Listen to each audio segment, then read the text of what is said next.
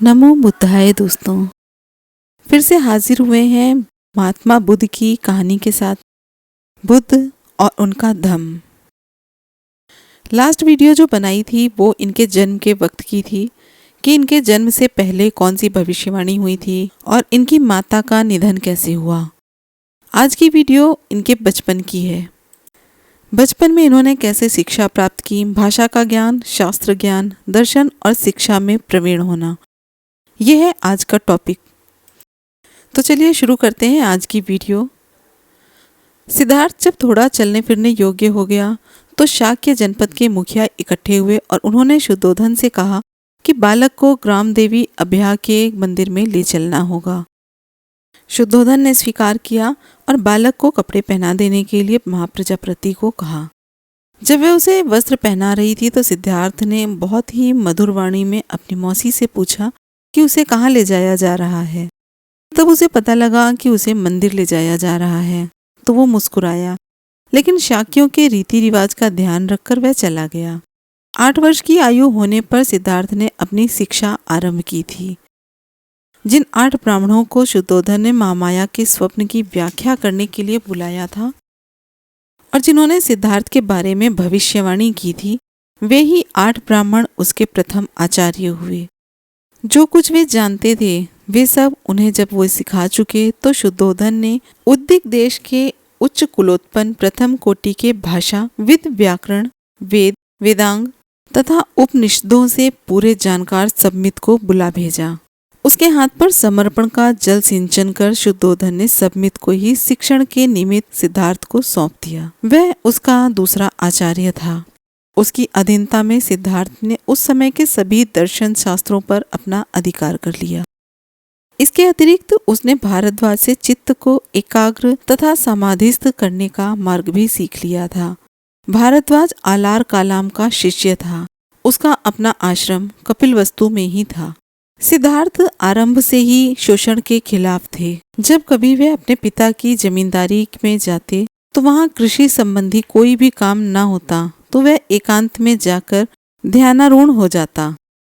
निसंदेह उसे सभी प्रकार की शिक्षा मिल रही थी, किंतु साथ साथ एक क्षत्रिय के योग्य सैनिक शिक्षण की ओर से भी उदासीनता नहीं दिखाई जा रही थी। शुद्धोधन को इस बात का ध्यान था कि कहीं ऐसा न हो कि सिद्धार्थ में मानसिक गुणों का ही विकास हो और वह क्षात्र बल में पिछड़ जाएं। सिद्धार्थ स्वभाव से कारुणिक थे। उन्हें यह अच्छा नहीं लगता था कि आदमी ही आदमी का शोषण करे। एक दिन अपने कुछ मित्रों सहित वे अपने पिता के खेत पर गया। वहां उसने देखा कि मजदूर खेत जोत रहा है, बांध बांध रहा है, पेड़ काट रहे हैं, किंतु उनके तन पर पर्याप्त कपड़ा नहीं है। वे सूर्य के ताप से जल रहे हैं। उस दृश्य से उसके चित्त पर बहुत बड़ा प्रभाव पड़ा। उसने अपने एक मित्र से पूछा, एक आदमी दूसरे का शोषण करे, क्या इसे ठीक कहा जाएगा? मजदूर मेहनत करे और मालिक उसकी मजदूरी पर गुलछर्रे उड़ाए, ये कैसे ठीक हो सकता है? उसके मित्रों के पास उसके इस सवाल का कोई भी उत्तर नहीं था, क्योंकि वे पुरानी विचार परंपरा के मानने वाले थे कि किसान मजदूर का जन्म अपने मालिकों की सेवा करने के लिए ही हुआ है और ऐसा करना ही उनका धर्म है। शाक्य लोग वाप्रमंगल नाम का एक उत्सव मनाया करते थे। धान बोने के प्रथम दिन मनाया जाने वाला यह एक ग्रामीण उत्सव था। शाक्यों की प्रथा के अनुसार उस दिन हर शाक्य को अपने हाथ से हल जोतना पड़ता था। सिद्धार्थ ने हमेशा इस प्रथा का पालन किया। वह अपने हाथ से हल चलाया करता था। यद्यपि वह विद्वान था, किंतु उसे शरीर श्रम से घृणा नहीं थी। वह योद्धा वर्ग से संबंधित था। उसे धनुष चलाने और अन्य शास्त्रों का प्रयोग करने की भी शिक्षा मिली थी, लेकिन वह किसी भी प्राणी को अनावश्यक कष्ट देना नहीं चाहता था। वह शिकारियों के दल के साथ जाने से इनकार कर देता था। उसके मित्र कहते भी थे, क्या तुम्हें शेर चीतों से डर लगता है? वह जवाब देता था, मैं जानता हूँ कि तुम शेर चीतों को मारने वाले हो ही नहीं। तुम तो हिरणों और खरगोशों जैसे निर्दोष जानवरों को ही मारने जा रहे हो। शिकार के लिए नहीं तो अपने मित्रों का निशाना देखने के लिए आ जाओ। उसके मित्र आग्रह करते थे। सिद्धार्थ इस तरह के निमंत्रणों को भी अस्वीकार कर देता और कहते, मैं निर्दोष प्राणियों के वध का साक्षी नहीं होना चाहता हूँ। उसकी इस प्रवृत्ति से प्रजापति गौतमी बहुत चिंतित हो उठती थी। वह उससे तर्क करती थी, तुम भूल गए हो कि तुम एक क्षत्रिय कुमार हो, लड़ना तुम्हारा धर्म है।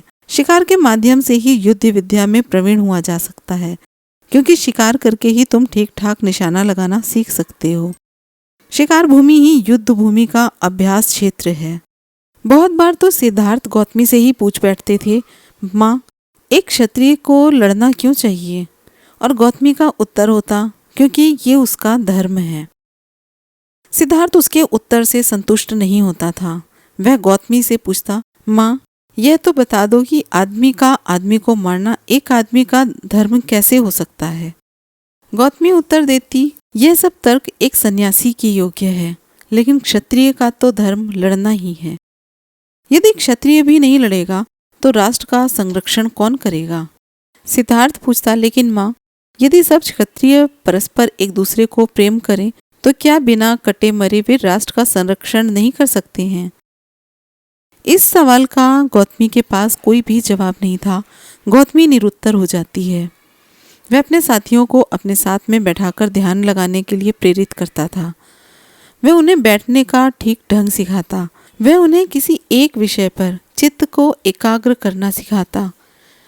उन्हें वह परामर्श देता कि ऐसी ही भावनाओं की इच्छा करनी चाहिए जिससे कि मैं सुखी रहूं, मेरे संबंधी सुखी रहें और सभी प्राणी सुखी रहें। लेकिन उसके मित्र उसकी बातों को कोई भी महत्व नहीं देते थे। वे उस पर हंसते थे। वे आंखें बंद करते तो उनका चित्त उनके ध्यान के विषय पर एकाग्र न होता।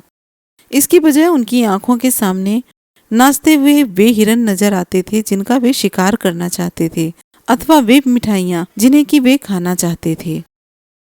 सिद्धार्थ के माता पिता को उसका यह ध्यानाभिमुख होना अच्छा नहीं लगता था। उन्हें ये लगता था कि ये क्षत्रिय जीवन के सर्वथा प्रतिकूल है। सिद्धार्थ का विश्वास था कि योग्य भावनाओं पर चित्त एकाग्र करने से हम अपने मैत्री भावना को बहुत व्यापक बना सकते हैं। उसका कहना था कि जब सामान्य रूप से जब भी कभी हम प्राणियों के बारे में कुछ भी विचार करते हैं तो हमारे मन में भेद विभेद घर कर जाते हैं। हम मित्रों को शत्रुओं से भिन्न कर लेते हैं। हम अपने पालतू पशुओं को मनुष्यों से भिन्न कर लेते हैं। हम अपने शत्रुओं से घृणा करते हैं और घृणा करते हैं सामान्य जंतुओं से। हमें इस विभाजक रेखा की सीमा के उस पार जाना चाहिए। यह कार्य हम तभी कर सकते हैं जब हम अपने ध्यान में इस व्यवहार जगत की सीमाओं को लांघ सकें। सिद्धार्थ का बचपन करुणामय था, उत्कृष्ट कारुणिक भावना से ओतप्रोत था। एक बार वह अपने पिता के साथ खेतों पर गया। विश्राम के समय वह एक वृक्ष के नीचे लेटा हुआ प्राकृतिक शांति और सौंदर्य का आनंद लूट रहा था। उसी समय आकाश से एक पक्षी ठीक उसी के सामने आ गिरा। पक्षी को एक तीर लगा हुआ था जिसने उसे बिंध दिया था और जिसके कारण वह तड़प रहा था। सिद्धार्थ पक्षी की सहायता करने के लिए उठ बैठा। उसने उसका तीर निकाला, जख्म पर पट्टी बांधी और पीने के लिए पानी दिया। उसने पक्षी को अपने गोद में लिया और अपनी चादर के भीतर छिपाकर उसे अपनी छाती की गर्मी पहुंचाने लगा। सिद्धार्थ को आश्चर्य था कि इस असहाय पक्षी को किसने बिंधा होगा। शीघ्र ही उसका फुफेरा भाई देवदत्त वहां आ पहुंचा। उसने सिद्धार्थ से कहा कि उसने उड़ते हुए पक्षी को तीर चलाया था। पक्षी घायल हो गया था। कुछ दूर उड़कर वह कहीं आसपास ही गिरा है। उसने सिद्धार्थ से पूछा, क्या तुमने उसे देखा है? सिद्धार्थ ने हाँ कहकर स्वीकार किया और वह पक्षी भी उसे दिखाया जो अब बहुत स्वस्थ हो गया था। देवदत्त ने मांग की कि उसका पक्षी उसे दे दिया जाए। सिद्धार्थ ने इनकार कर दिया और दोनों में घोर विवाद हुआ। देवदत्त का कहना था कि शिकार के नियमों के अनुसार जो भी पक्षी को मारता है वही उसका मालिक होता है, इसलिए वही उसका मालिक है। और सिद्धार्थ का कहना था यह आधार ही सर्वथा गलत है। जो किसी की रक्षा करता है वही उसका स्वामी हो सकता है। हत्यारा कैसे किसी का स्वामी हो सकता है? दोनों में से एक भी पक्ष झुकने के लिए तैयार न था। मामला न्यायालय तक जा पहुंचा और न्यायालय ने सिद्धार्थ के पक्ष में निर्णय दिया। देवदत्त तभी से सिद्धार्थ का स्थायी वैरी बन गया था, लेकिन सिद्धार्थ की करुणा ऐसी ही अनुपम थी कि वे फुफेरे भाई को प्रसन्न बनाए रखने की बजाय एक निर्दोष पक्षी की जान बचाना अधिक श्रेयस्कर समझते थे। आज के इस वीडियो में आपने देखा कि सिद्धार्थ गौतम की आरंभिक जीवन के आचरण की विशेषताएं क्या थी। सिद्धार्थ और यशोधरा के विवाह की अगली वीडियो लेकर फिर से हाजिर होंगे। वीडियो अच्छी लगी हो तो प्लीज़ लाइक कमेंट शेयर करना ना भूलें, चैनल को सब्सक्राइब करें। फिर मिलेंगे अगले वीडियो में सिद्धार्थ और यशोधरा का विवाह। नमो बुद्धाय।